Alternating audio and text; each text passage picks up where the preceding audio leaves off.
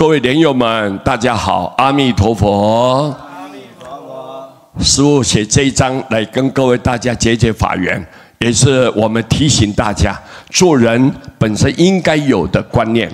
这个观念，如果你建立起来，那么你跟别人的相处很快乐、很幸福，不会格格不入啊，不会经常撕裂，不会去猜疑。那我们没有敌人，心中就安然自在。所以这一章告诉我们，喜舍的态度使我们更富裕啊。只要你欢喜的布施，很喜欢给人家结缘，我带个微笑，人家来了，你好，微笑常带在脸上。各位，这个也是布施啊。别人有困难，走路不方便，来，我把他扶一把，这就无畏布施。对不对？别人不懂，在困惑当中，我讲一点点道理给他听，让他能够解除疑惑。嘿，这个法的布施，随时随地你都可以布施的。知道吗？我们赞叹别人，鼓励别人，让大家安心。如果用钱财来布施，当然你有这个能力，有这个条件做得到，更好啦。你有欢喜去喜舍布施，这种态度让我们更富裕。你有求必应啊，你会觉得很满足啊，不会有任何欠缺啊，你的生活非常自在啊。为什么？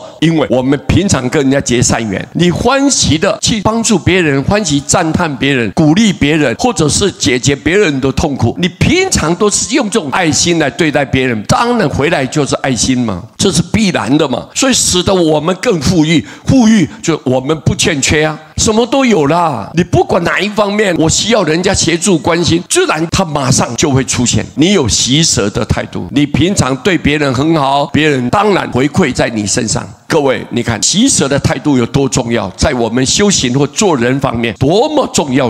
所以我们不能忽略。慳贪的观念只有令人贫乏呀。什么慳贪？一毛不拔嘛，都是为自己考虑嘛，自私自利嘛，损人利己的事情。这种慳贪的观念，只有令你个人一直越贫乏。你要得到什么都没有的，你没有人言呢，没有人恭敬你呀，没有人亲近你呀，没有人喜爱你呀，大家都远离了，所以你非常的贫乏。不管是在财力上面贫乏，你的精神上非常的贫乏。所以我们平常就不能够有慳贪嘛，随时随地来欢喜，给人家鼓励，给人家安心，给人家希望，给人家方便，各位对不对啊？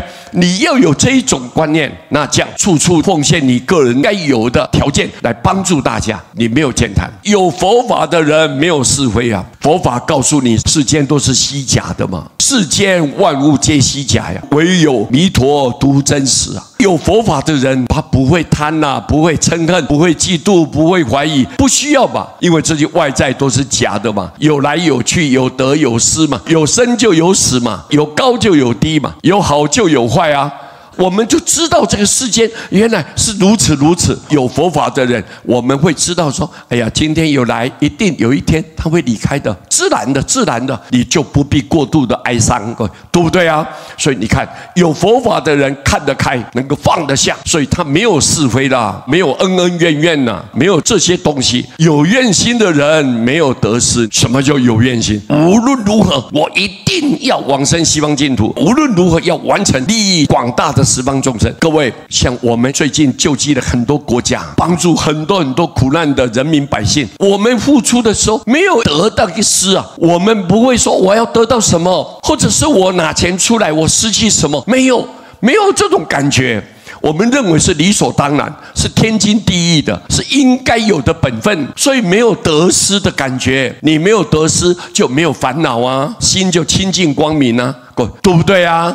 你看这个多么重要！我们不管做任何事情，我们一无所求，你清心寡欲的内心里面一片光明，我们该做就好好认真努力做，做的过程没有得跟失的那一种迷惘的感觉，没有失落的感觉，我们开开心心，越做越欢喜，越做越感恩。所以我们这一章简单做人的道理提供给各位大家做参考。好，谢谢大家，阿弥陀佛。